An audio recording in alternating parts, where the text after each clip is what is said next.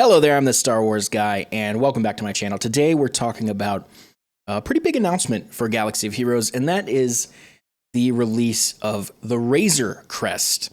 Obviously, the Razor Crest is the Mandalorian ship from the show The Mandalorian, and we know that Mandalorian Beskar armor is the pilot, which is interesting. We also know it's going to be unlocked through the upcoming game mode Galactic Conquest. So overall, my thoughts are the kit looks pretty strong, with some similarities to that of like a Jedi Knight Revan with bypassing taunt, preventing first death, and inflicting mark, those kind of things. Before we get into the nitty gritty, I have to say, huge shout out to my good friend, the Redvent Bard, for helping put together this guide. And if you want to read the full text version with all of the details you could ever want on this ship and predictions about where it could land in the meta, please check out the link in the description below and head on over to his website and see that. Okay. Let's discuss here. First of all, highlights right there in front of you. Bounty Hunter Attacker with Breach Synergy gives Bounty Hunter ships special bonuses based on Breach. Ignores enemy taunts. That's cool. Takes reduced damage with Reinforced Hull. Also very cool. Let's read through the kit first. So, light side, we know that. Attacker, Bounty Hunter Cargo Ship, and Scoundrel. Mandalorian Beskar Armor. We had two Mandalorian choices, and we got the one that's a little bit tougher to get, a little more of a gate to get as well. So, interesting there. A Tenacious Bounty Hunter Attacker with Breach Synergy. Let's take a look at the abilities. One thing I noticed, actually, the animations for this ship are incredible. So basic, most wanted. Look at that. Nice. That's pretty basic, obviously, but the next one's really cool. Final text. Deal physical damage to target enemy. If the enemy is breached, inflict marked for 2 turns, which cannot be evaded or resisted. This is the one I really love the animation on. Special Stalling Strafe. Cooldown 3. There he goes. Love it. Deal physical damage to target enemy and inflict breach for 2 turns. If the target already had breach, inflict buff immunity for 2 turns. Call target other bounty hunter ally to assist. So we see Slave 1 assisting there on that move. The hardware, pre-Empire transponder. When he enters the battle, this is his reinforcement ability. Razor Crest gains stealth for 2 turns and inflicts ability block on target enemy for 1 turn, which cannot be evaded or resisted. Now he has 2 uniques, which is pretty unique. Whenever another bounty hunter ally uses a special ability, they first inflict breach on the selected target for 2 turns, which can't be evaded or resisted. By the way, a reminder for what breach is to any of those of us who may have forgotten. Breach is just minus 25% speed, minus 25% defense, and keep in mind that does not stack with speed down or defense down. Where did I pick up here? The first time allies inflict breach 6 times while Razor Crest is active, the Razor Crest is going to get a lot of buffs in the form of 50% crit damage for the rest of the battle. And active bounty hunter allies, this is interesting, basically get the opposite of breach, and that's 25% offense and 25 speed for the rest of the battle. If a marked enemy is defeated, reduce the cooldowns of active allied bounty hunter ships by 1, and while Razor Crest is active, breached enemies have minus 30% crit damage. There's a lot of breach-related things in this kit. Let's take a look at the second one. Trusty Transport. This one is really awesome. Ship ignores taunt during its turn. At the start of the battle, Razor Crest gains 5 stacks of reinforced hull, which can't be copied, dispelled, or prevented. And the first time Razor Crest is reduced to 1% health, it recovers 90% health and gains 3 stacks of reinforced hull. So basically, a form of a revive there. That reinforced hull is 250% defense per stack, and you're going to lose one of those stacks anytime you receive damage. So if you're doing your math correctly, Razor Crest is coming into the battle with 1,250% defense.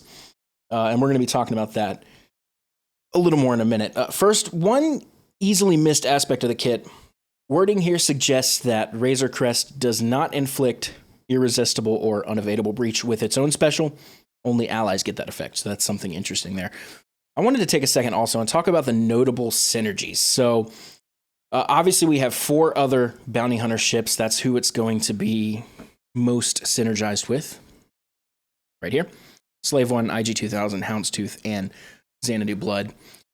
And I thought it'd be worth quickly going through their kits and then kind of talking about how we see them kind of synergizing. Obviously, we don't have any experience with this ship yet. So Houndstooth, probably the most common of the bounty hunter ships and one of the best ships in the game.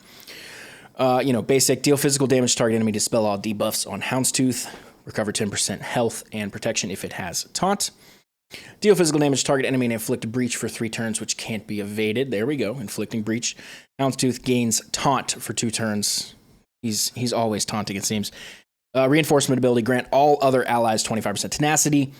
Other bounty hunter allies also get 5% counter chance, stacking whenever they resist a detrimental effect. So that's going to stack up and give you a little bit of retribution there. And then the Trandoshan Barricade's the big one. Houndstooth gains 25% protection up, stacking for 2 turns whenever it takes damage from an enemy attack. It's just, he's impossible to kill, basically. While not taunting, 50% tenacity, 25% turn meter whenever another ally takes damage from an enemy attack. So here we go, more breach stuff. When Houndstooth loses taunt, it gains taunt for 1 turn if an enemy is breached. Finally, while Houndstooth is active, breached enemies have minus 25% evasion. IG-2000. Let's take a quick look here. Deal physical damage to target enemy. If the enemy is breached, attack again. We see all the breach mechanics kind of work together for the bounty hunter ships especially well. Let's take a look down here at the crew. You guys can check out all of these kits in great detail on swgoh.gg. Highly recommended that website.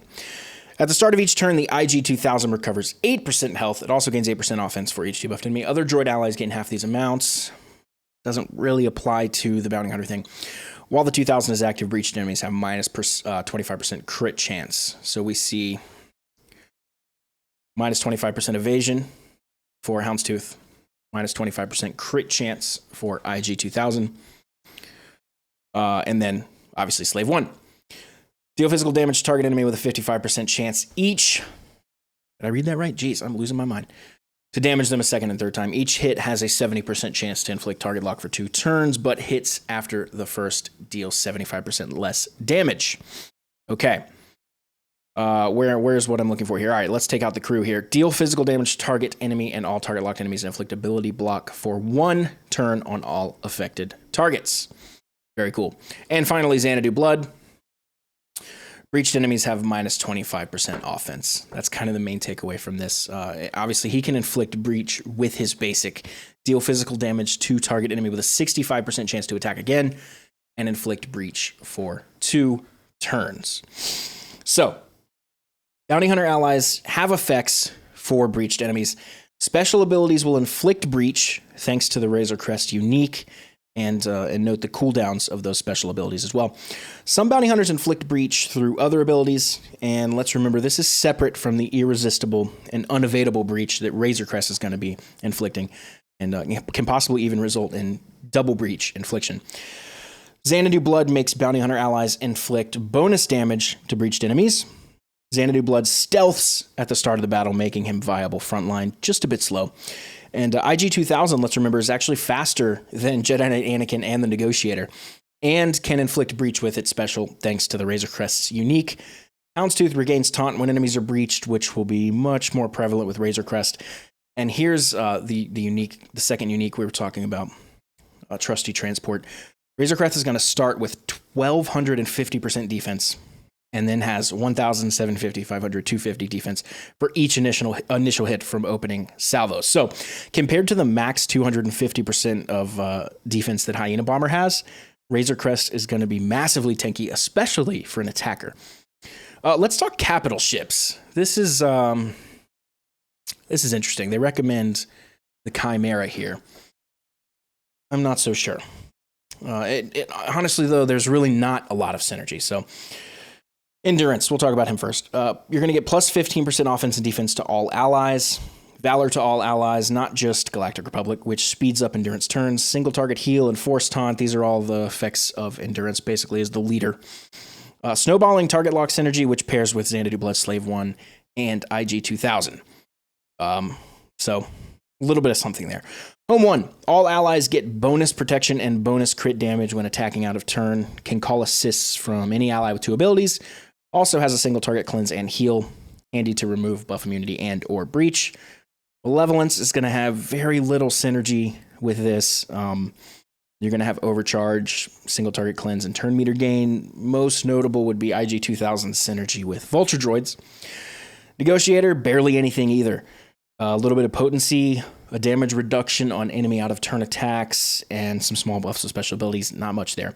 Executrix is one of your probably two best choices here. 20% offense boost per debuffed enemy, which is something these bounty hunters can do a lot of. And you're going to get bonus turn meter whenever a ship is destroyed.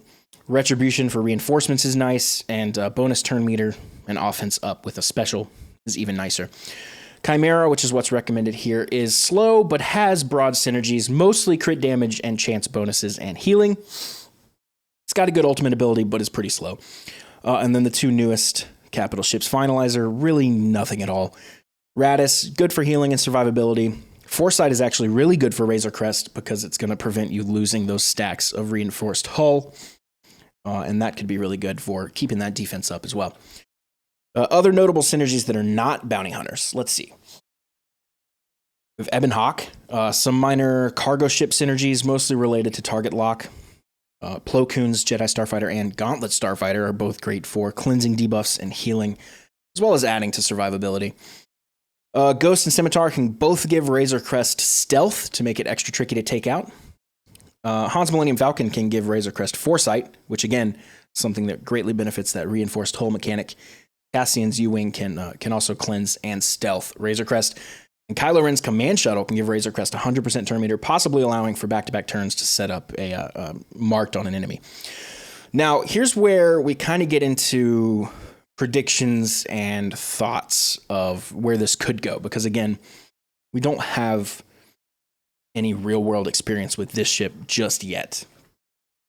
So until we know the ship's stats, speed, health, protection, damage output, that kind of thing, and how the AI uses and reacts to the Razor Crest, it's hard to make completely accurate predictions, but I'll do my best here. I do think we're going to see some sort of impact on the top meta. I don't think we're going to see it replaced by this ship, but perhaps we'll start seeing the Razor Crest pop up in more places.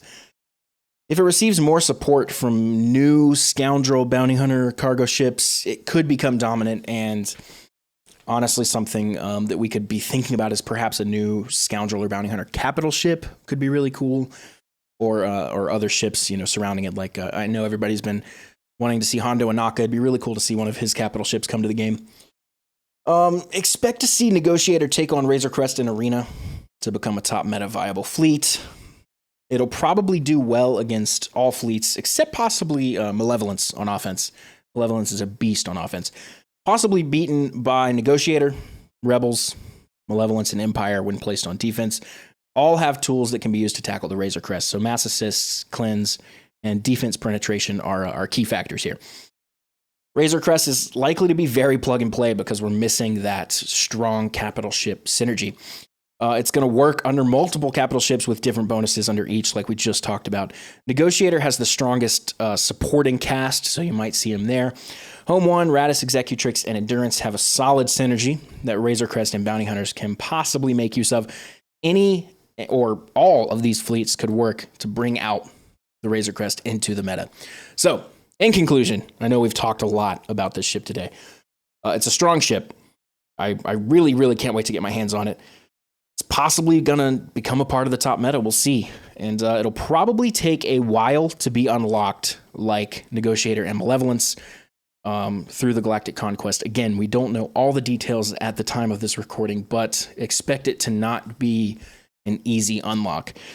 So I recommend saving resources for this, but don't spend them until we have more data. So there you go. My rundown and predictions for the Razor Crest.